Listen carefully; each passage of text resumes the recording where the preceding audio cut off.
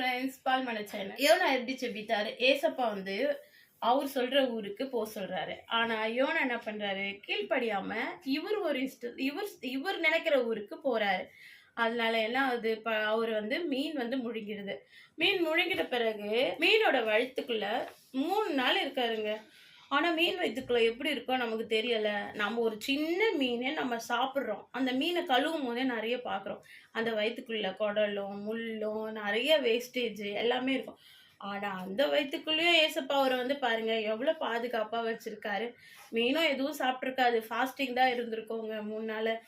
ஆனா அவர் என்ன பண்றாரு? மீன் வயித்துக்குள்ள போனோனே, ஏசப்பா என்னை மன்னிச்சிடுங்க. நீங்க போக சொன்ன இடத்துல நான் போகல. நான் ஒரு இடத்துல வந்தாலே நான் வந்து இங்க மாட்டிக்கிட்டே சொல்லிட்டு அவர் ப்ரேயர் பண்றாருங்க.